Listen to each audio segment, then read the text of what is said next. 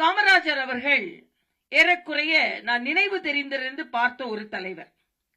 எனக்கு உண்மையிலேயே மிகவும் நெகிழ்ச்சியான ஒன்று மரியாதைக்குரிய ஆண்டே அவர்கள் பேசும் பொழுது எனது மனக்கண் முன்னால் ஆடியது. அதுதான் எமர்ஜென்சி பீரியட். அந்த அவசர நிலை அறிவிக்கப்பட்டவுடன் அவர் எப்பொழுது சோர்ந்து போனாரோ அந்த சோர்வில் இருந்து எழும்பாமலேயே அவர் உயிர் பிரிந்து விட்டது என்று தான் நாம் சொல்ல வேண்டும். அவர் சொன்னதை போல தண்ணீர் விட்டோ வளர்த்தோம் சர்வேசா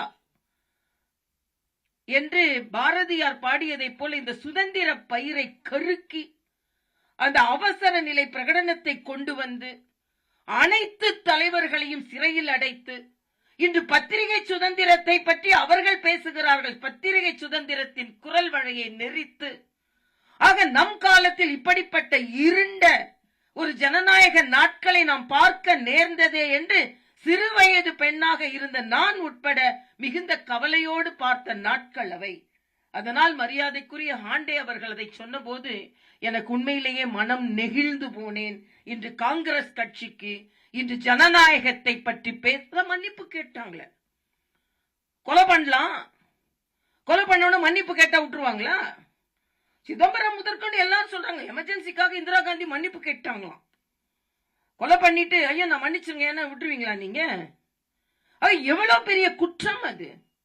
இன்னும் சொல்ல போனால் எமர்ஜென்சி அந்த அவசர நிலை பெருந்தலைவர் காமராஜின் உயிரை பறித்தது என்றுதான் என்னை போன்றவர்களாம் நினைக்கிறோம். உண்மையிலே அது நிகழ்வு நான் நேரடியாகவே பார்த்திருக்கிறேன். ஆக அப்படிப்பட்ட ஒரு சூழ்நிலையில் பெருந்தலைவர் காமராஜ் இன்னும் கூட நான் சொன்னேன் காலையில், பெருந்தலைவர் காமராஜரை பற்றி பேசுவதற்கு ஒரு கட்சிக்கு உரிமை இருக்கிறது என்றால், பெருந்தலைவர் காமராஜரை பற்றி கொண்டாடுவதற்கு ஒரு கட்சிக்கு உரிமை இருக்கிறது என்றால் அந்த கட்சி பாரதிய ஜனதா கட்சி தானே தவிர வேறு கட்சி இல்லை. காங்கிரஸ்காரர்கள் கொண்டாடவே முடியாது. அவர் இருக்கும் பொழுது அவரை விட்டு விட்டு வேறு இந்த காங்கிரஸ் நான் ஐநா தான் அர்த்தம் சொன்ன மாதிரி சர்வாதிகார ஒரு கும்பல் காங்கிரஸில் இருந்து பிரிந்து சென்று காங்கிரஸ் ஓல்ட் என்று அவரை ஒதுக்கி தள்ளி அப்படிப்பட்டவர்கள் தான் இன்று காங்கிரஸில் இருந்து கொண்டிருக்கிறார்கள். ஆக அந்த காங்கிரஸ் கட்சிக்கு காமராஜரை பற்றி பேசுவதற்கு உரிமையே இல்லை. உரிமையே இல்லை என்று சொல்வதை விட இன்று காங்கிரஸ் கட்சியின் தலைவர்களாக யாரெல்லாம் இருந்து கொண்டிருக்கிறார்கள், காங்கிரஸ் கட்சியின் கூட்டணி யார் இருக்கிறார்கள்? இன்று ஸ்டாலின் அவர்கள் காமராஜரை பற்றி பேசுவதற்கெல்லாம் அவருக்கு உரிமை இல்லை. ஏனென்றால் ஒரு மாணவர் ஒருவரை நிறுத்தி பெருந்தலைவரை தோற்கடித்து அவரை தலைகுனிய வைத்தவர்கள் இவர்கள். ஆனால் இவர்கள் இன்று காமராஜரை பற்றி பேசுகிறார்கள். நாங்கள் கூட்டணியில் இருந்து கொண்டிருக்கிறோம். காங்கிரசிற்கு கொஞ்சம் கூட வெட்கமே இல்லை. ஏனென்றால் எந்த காமராஜரை துதிக்க வேண்டிய காமராஜரை எவ்வளவு மோசமாக விமர்சித்தார்கள். இங்கே திருமலை பிள்ளை ரோடு 8 திருமலை பிள்ளை ரோடு எனது மனதிற்கு மிக நெருக்கமான ஒன்று. இந்த திருமலை பிள்ளை ரோடு எங்க அப்பா அப்படி கார்ல போயிட்டே இருப்பாங்க, நான் ஃப்ரண்ட் சீட்ல உட்கார்ந்து இருப்பேன். தலைவர் வீட்டை பார்த்த உடனே ஒரு கோயிலுக்கு போவதை போல மகளே ஒரு நிமிஷம் தலைவர் வீட்டுக்கு போயிட்டு வந்தேன்னு உள்ள போவாங்க. 1 மணி நேரம் 2 மணி நேரம் ஆகும். நான் அந்த கார்லயே காத்து கிடப்பேன்.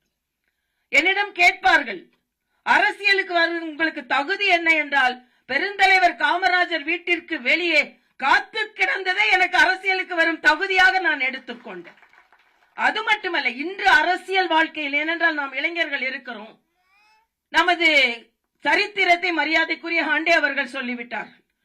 ஆனால் பெருந்தலைவர் காமராஜர் அவர்கள் எப்படி அரசியல் வாழ்க்கை வாழ வேண்டும் என்பதை நமக்கு சொல்லிக் கொடுத்திருக்கிறார்கள்.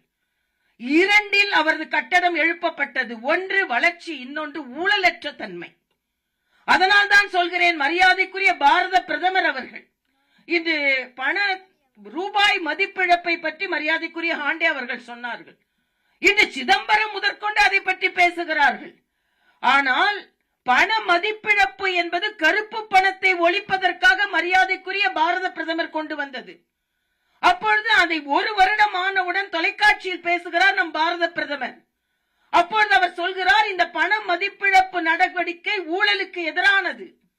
இதை கொண்டு வந்ததற்கு குஜராத்தை சார்ந்த தலைவர்கள் வாழ்த்தி இருப்பார்கள் என்று அவர் சொல்லவில்லை.